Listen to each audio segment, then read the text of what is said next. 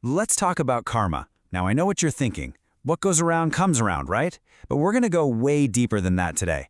We're going to look at karma not as some kind of cosmic judge handing out punishments, but more like a series of profound lessons for your soul.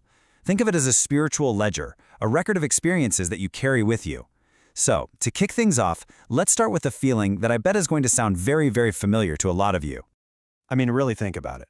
Does this ring a bell? You do all the right things, you put in the hours, you try to be a good person, but some invisible force just seems to pull you right back to square one. Opportunities that looked like a sure thing suddenly evaporate. Relationships keep playing out the same painful story, just with a different person. It's this frustrating feeling of being stuck in an invisible current, fighting a pattern that makes absolutely no sense based on this life alone. Well, that exact feeling, that's our starting point. So what in the world is going on? Well, in Vedic wisdom, there's a name for this, karmic debt. And I love the way it's put here, spiritual IOUs. It's just perfect. See, this isn't about the universe punishing you. It's about incompleteness. It's like you started a course in a past life but didn't quite finish the final assignment. Those unresolved lessons, those imbalances, they get carried forward, and they create the very loops we were just talking about. They're basically just friendly, or sometimes not so friendly, reminders from your soul that, hey, we've still got some work to do here. Okay, so if these are spiritual IOUs, how do they actually show up in our lives? I mean, how can you tell the difference between just having a string of bad luck and dealing with a genuine karmic pattern? Let's break down some of the most common signs you can look for. This right here, this is where the rubber meets the road. Let's look at this list. That first one, repeating negative cycles, is the big one for so many of us, right? You keep dating the same kind of person, or you always seem to hit a financial wall at the exact same point. Then you've got these deep, irrational fears, like a paralyzing fear of heights when you've never had a bad fall, or a fear of speaking up that just doesn't line up with your supportive family. Where does that come from? And oh man, that last one hits home for a lot of people. Always being the helper, the giver, the one who shows up for everyone, but feeling like you're completely on your own when you need support.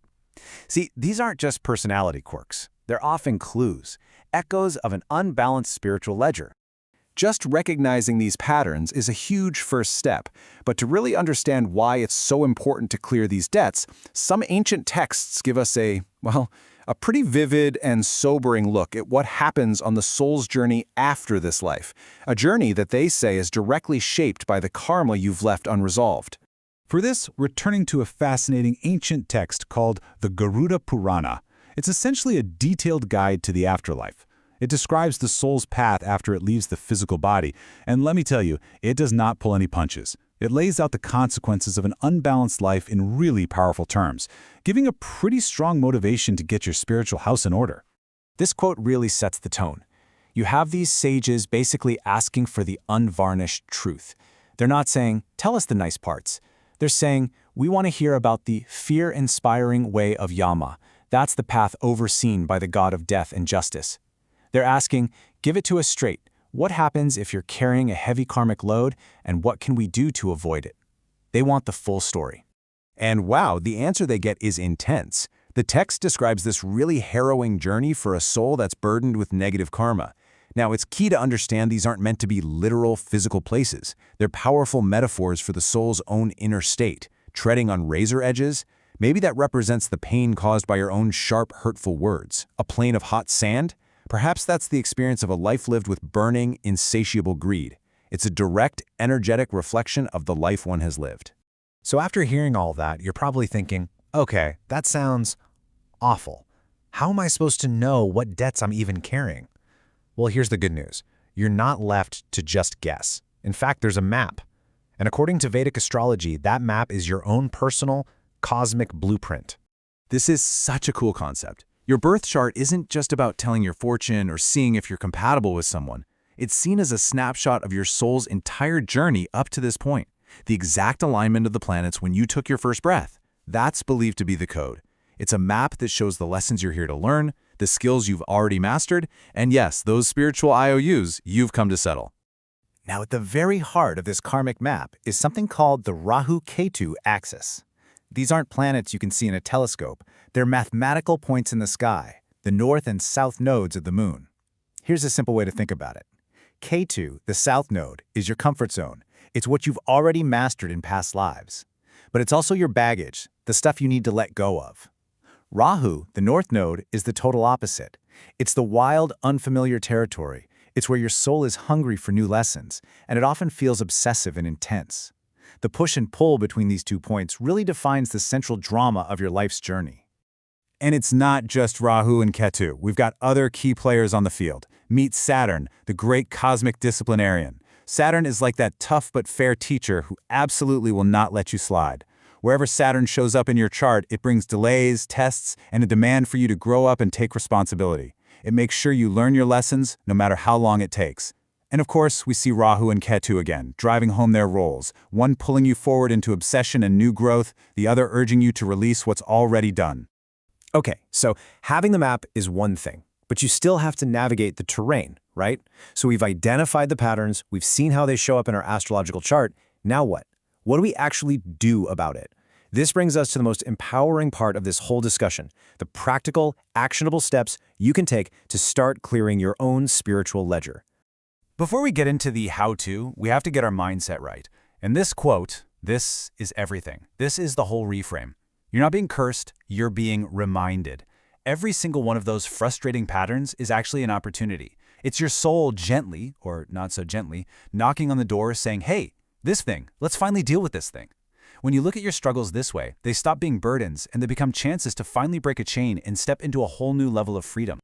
All right, let's get tactical. Here's a simple 4-step toolkit. Number 1, self-awareness. You have to become a detective in your own life. Start a journal and get radically honest with yourself. What are the patterns? Number 2, forgiveness. This is huge. It's about releasing that heavy emotional baggage of resentment.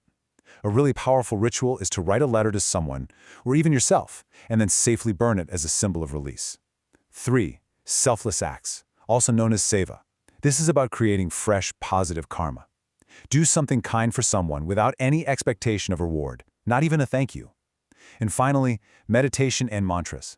These are tools to quiet the mental chatter and start cleaning up the energetic residue from this life and beyond. And speaking of mantras, here are some specific ones that are tied directly to those key karmic planets we talked about.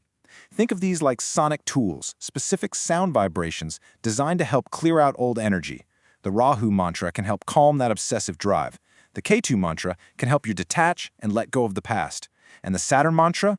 That's for making peace with the great teacher, and maybe easing the path of his lessons just a little bit. So you're doing the work, you're journaling, you're forgiving, you're helping out, you're chanting. But how do you know if it's actually working? What are the real, tangible signs that you're clearing the ledger and finally breaking free from those old patterns? The signs are actually pretty clear, and honestly, they feel amazing. You might notice that certain people you had intense karmic ties with just naturally and peacefully drift out of your life. No big drama, they're just gone. Or a situation that used to make you furious or incredibly sad happens again, but this time, you just observe it. The emotional hook is gone. Best of all, you start attracting totally different results. And the overall feeling? It's like you've been walking around with a heavy, invisible backpack your whole life, and you suddenly realize you can just set it down. Life feels lighter. You feel more aligned. And that's really the final takeaway. If you remember nothing else, remember this. Karma isn't a prison sentence. It's a classroom.